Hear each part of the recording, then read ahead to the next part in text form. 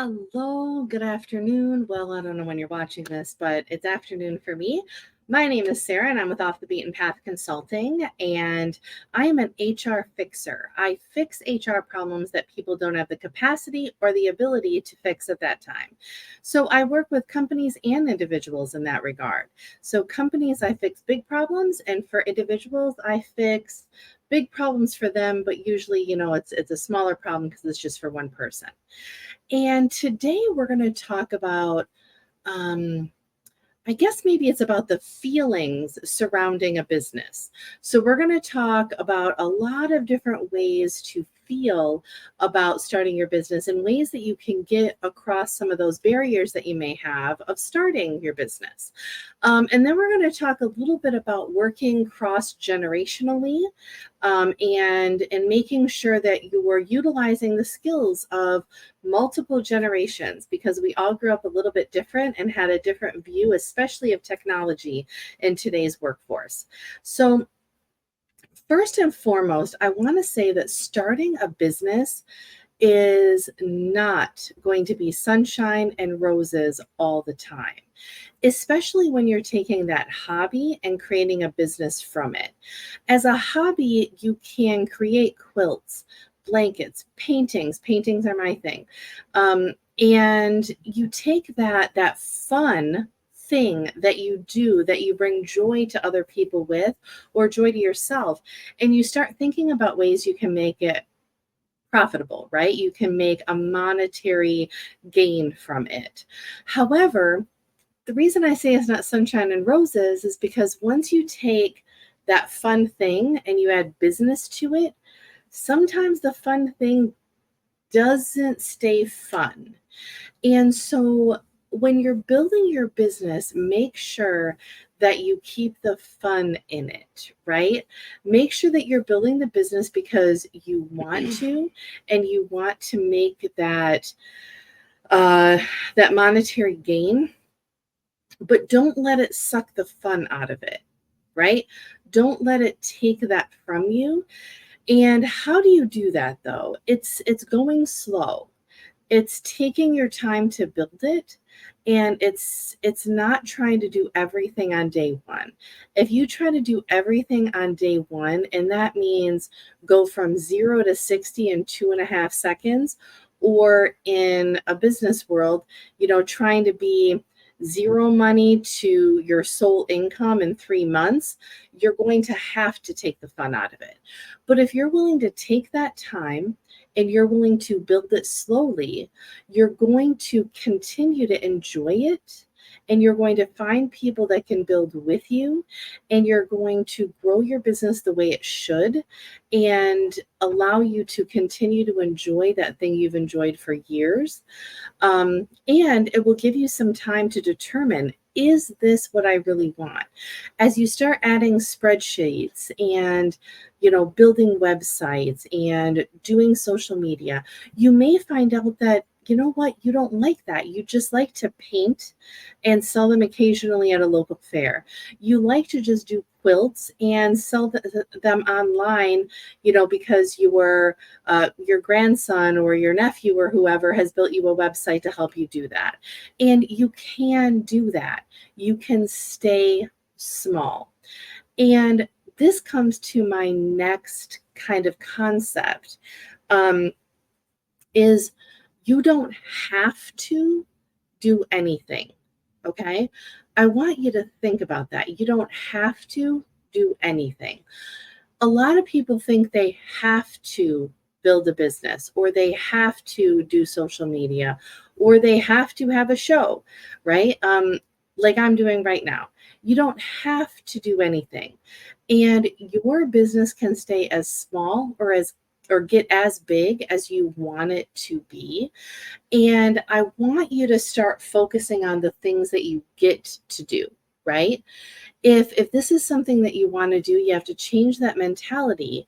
Instead of saying I get or I have to run a business, you can say I get to build a business. I get to grow my business. I get to share my art. I get to engage with people I've never engaged with before. There are so many things that you get to do because When you focus on the have to do, that can suck some of that joy out of it. Remember, it's not going to be all sunshine and roses, but you want to continue to have some fun, or it's going to not be worth it in the end. No matter what money you make from something, if you're not enjoying the time, those get to moments are going to continue to be have to moments, and your business won't be as successful. So try to think about, even in everyday life, it's actually easier to start changing this mentality, right? I have to go to the grocery store. I get to go to the grocery store. Many people don't get to go to the grocery store, right? And we look at it as a chore, but you get to go to the grocery store and pick out the food you want. I have to pay my bills. No, you get to live in your home for another month if you pay your rent. You get to live. I mean, you don't get kicked out once if you don't pay your mortgage. So that's not what I'm going to, you get to keep your lights on if you pay your electric bill. Think about it like that and kind of twist your mentality a little bit in everyday life, and you'll be able to import that into your business world also as you build this company. So if you start thinking of that, I get to share things, I get to grow, I get to become better, it's an easy way to make sure that you're staying in the moment, and you're focusing on keeping the sunshine and roses, even though the work and the spreadsheets and the actual like boring stuff has to happen.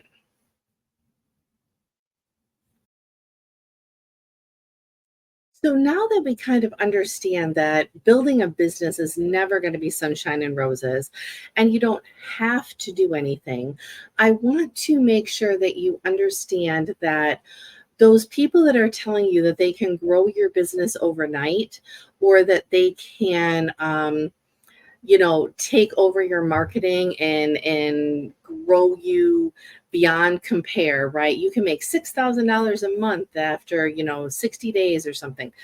That is not accurate. You would have to put tons of money into marketing, tons of money into advertising to even remotely have that.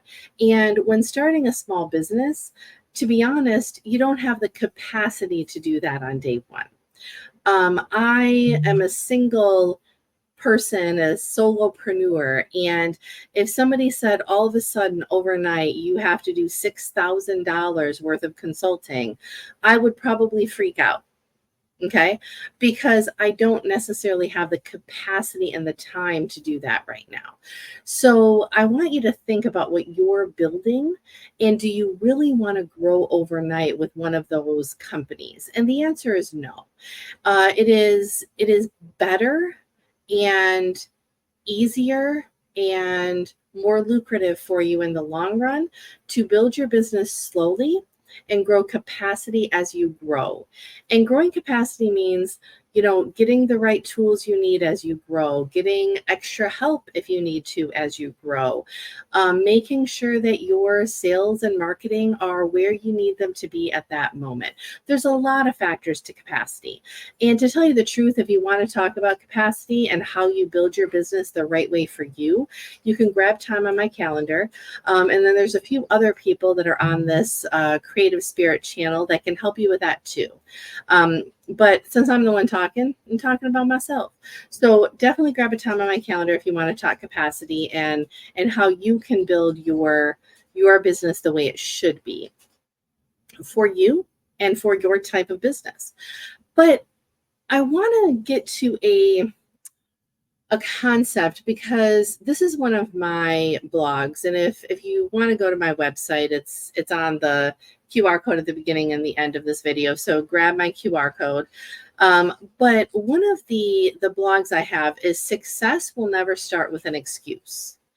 And so if you have been telling yourself I should start a business for years, you've been listing those excuses in your head of why you shouldn't do it, right? I don't like spreadsheets. I don't know how to build a website. I could never make this a business because, I'm I've never taken a business class. There are so many things that we make excuses for. And your success, your business is never going to get off the ground, is never going to grow if you're already off the ground if you make excuses.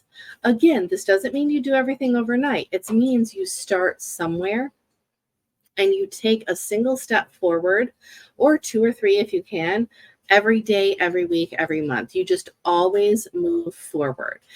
That's success. Okay.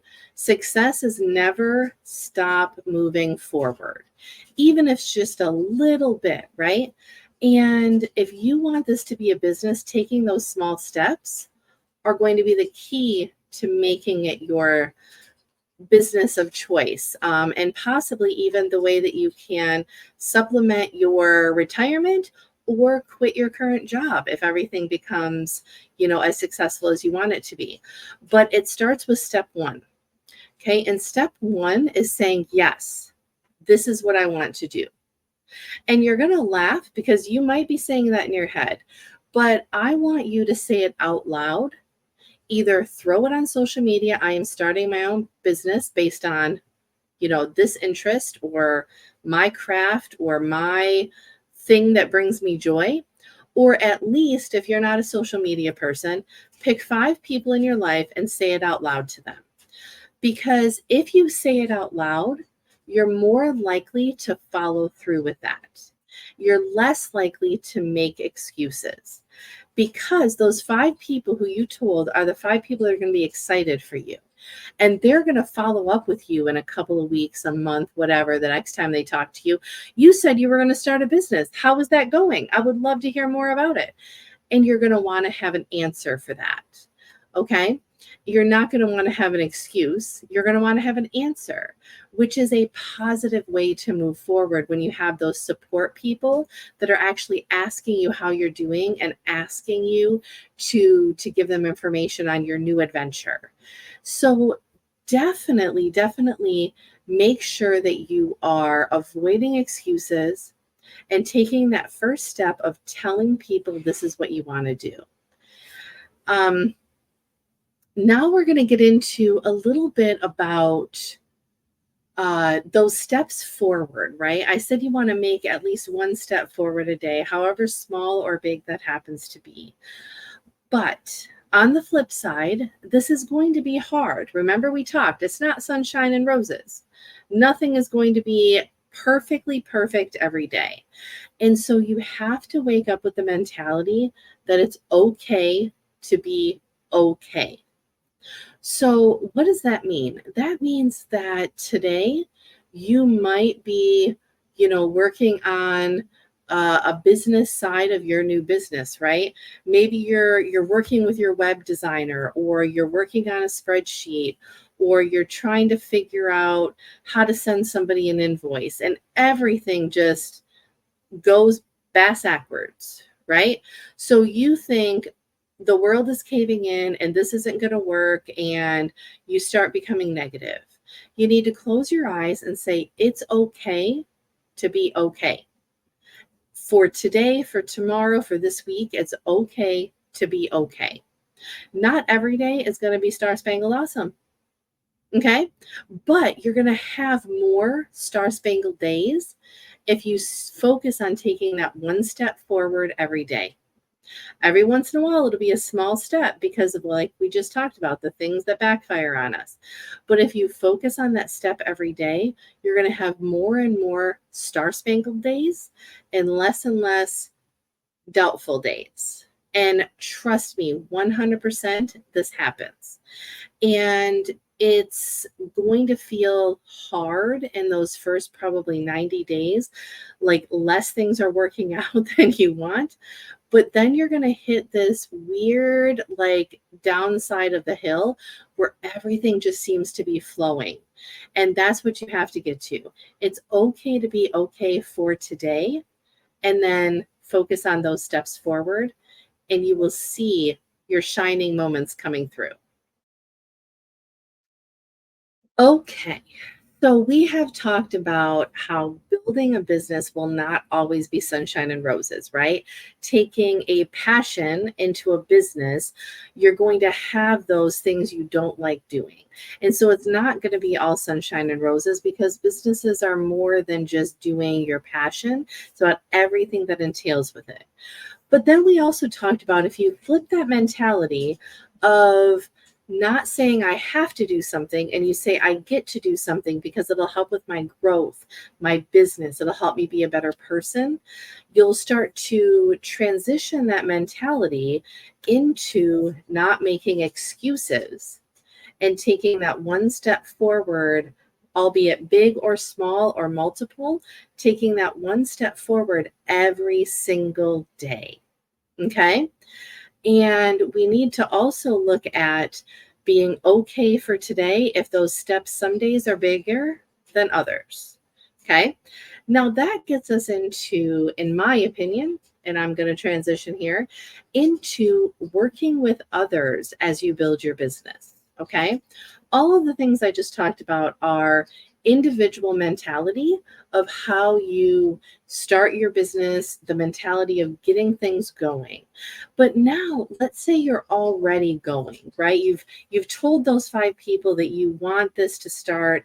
You're in the right frame of mind to start things. Now you have to start working with other people. And you're like, why? It's my passion. It's my business. I'm a solopreneur. Yes, solopreneurs, though, still have to work with other people.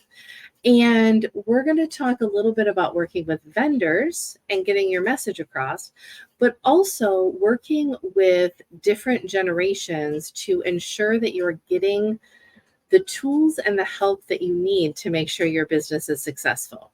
So, we have varieties of generations that are in the workforce right now. Everyone from 20 to 80 and plus, right, are definitely in the workforce, and they all need different things, and they all bring different things to the table.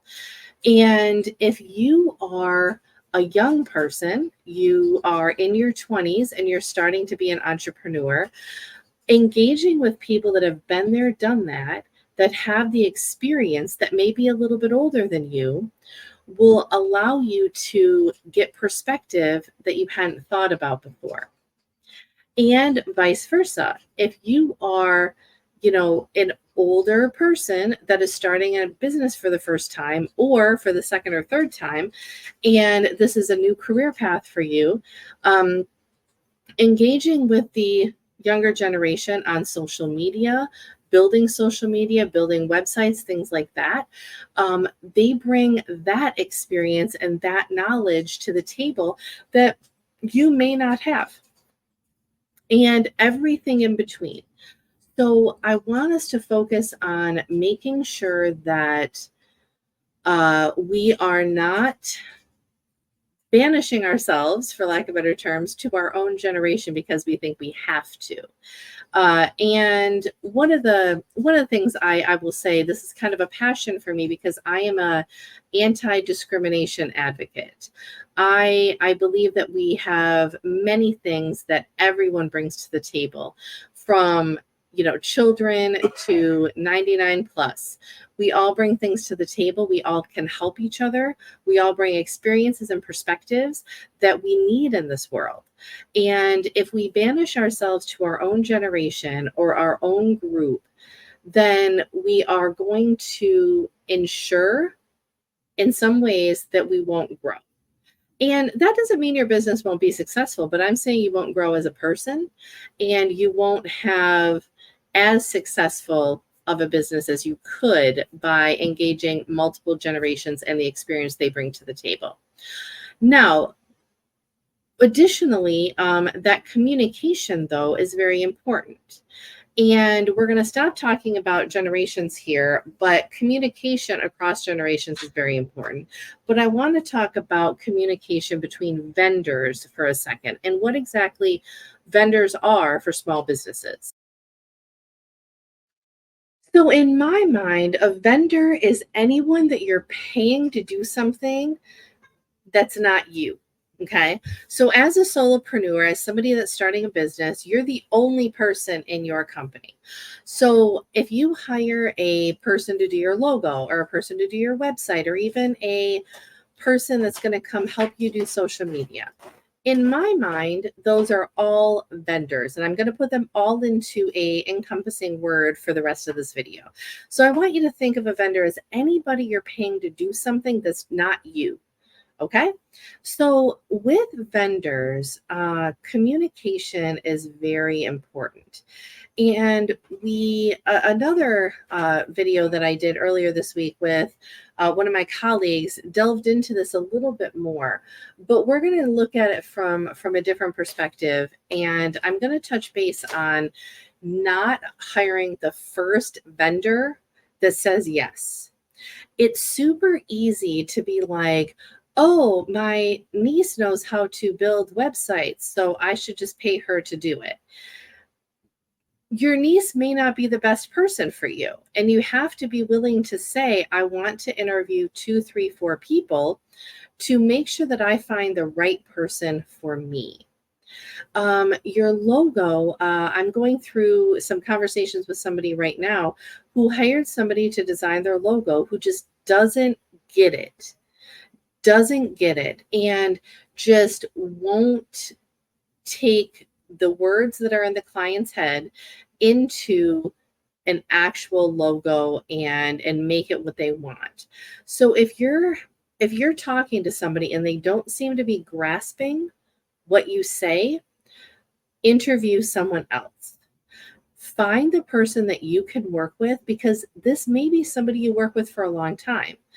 But also, you don't want to have to pay this person to do the work and then hate it and have to pay somebody else down the road to do the same thing to recreate it. That is a waste of money. And as a solopreneur, as somebody that's building a small business, you don't have money to waste. So it's easier to do 3, 4, 5 interviews to find that person you mesh with versus paying somebody double because you just felt like you had to hire a relative or hire your neighbor or whatever. And there's a difference. If you need your lawn mowed and the neighbor kid wants to mow it, you don't interview 5 neighbor kids. But when it's your business, you have to think long term. And how does that work though? How do those things, those conversations, how do those things work out? So in order to properly have certain conversations, you need to ask yourself, what do you need to know beforehand? So take a logo, right? Do you know the colors you want to use already? Do you have a name of the company? Do you have an idea of maybe some pictures or some things that you absolutely love, right? And do you have the things you absolutely hate, right? I don't want purple anywhere in my logo, and I am not a fan of bugs. Okay. So now I don't know why you would put purple and bugs in a logo. I'm just picking things I don't like. But you want to make sure that you're conveying that properly to them, the things that you do like and the things that you don't like. And then your requirements, right? My requirements for my logo are blue and lime green. And then you can use white and black as accents. Now, that's me. Those are my requirements. Don't use any other colors. That's it. Now, also, you can see my logo in the background. It's OTBP, but it's Off the Beaten Path Consulting. So I want things that are a little more path related, right? I like footsteps and stepping stones and, boot prints and different things that are entailing people taking those steps forward, right? You walk down a path, you step on paving stones, you walk along a river, all of those things that kind of represent journeys is what I like. And that fits with the name of my company. And that's something you want to consider too. You want to have those conversations with yourself, with those 5 people you trust that you told about your business, or with your partner in life, or whoever those people are that you trust. Bounce those ideas off of them and say, what do you think about this as a color scheme, this as a name for the business, So then when you're getting into that logo conversation, which is just our example right now, it'll go a lot easier for you to be able to convey what's in your head to the person that's on the phone call or the screen with you, or even in person if you're lucky enough to have that happen. Now, the same concept can happen with a website designer. The same thing can happen if you need t-shirts for your company. But those are all still those color schemes and logos. Now, if you grow big enough, remember we're going to grow slowly, but if you grow big enough, you might need to deal with vendors that are about logistics or shipping or things like that. Those conversations are even more in depth. And those conversations are things that you can set up a time on my calendar. We can talk about those if it's something that you need to consider now on how to deal with those type of vendors. But those conversations are even more in depth on how you can make that happen. So I feel like we've touched base on a lot of things in this call. So, first and foremost, I think I very much conveyed that starting a business is not all sunshine and roses, but you have to focus on keeping your passion. Okay. And that's where you don't have to do anything, you get to do things. So you get to work with a logo designer, you get to work with those logistics people for your shipping, you get to do all of these amazing things to grow your business. And if you focus that way, right, we're going to get to the top of that hill, we're going to go over and it's going to start coasting because you're going to take one step at a time, whether it's small or big, every single day. You're not going to have an excuse. You're going to take a step forward and you're going to make sure that you have people in your life that are engaged and asking you about building your business and are there to help and hold you accountable to moving forward. And you're also going to allow yourself to occasionally be okay with today, because sometimes you're going to have super big steps and there's going to be other days where it's like a mini step. And you have to be okay with the mini steps. Not every day is Star Spangled Awesome, but remember, we're going to get to Star Spangled Awesome. And that's what matters. Okay. And finally, communication with your vendors and communication with yourself will be the key to those first steps. Knowing how you want your business to look, knowing how you want your business to be portrayed will help you have those initial conversations with logo designers, website developers, so on and so forth, so that you can start growing that business. That passion of yours can start to be seen by the world. And that's when you will have all of those star-spangled days. And the not so star-spangled will be very, very few and far between. I thank you so much for listening today. Remember, check out my website, check out the QR codes. That's where you'll get my website, and reach out anytime to have a quick free consultation on my calendar. You can get that on my website. I would love to chat with you about how your business is starting and anything that I can do to help you along the way after that free consultation. It has been a joy, and I hope you have a wonderful week ahead. That's it. Toodaloo.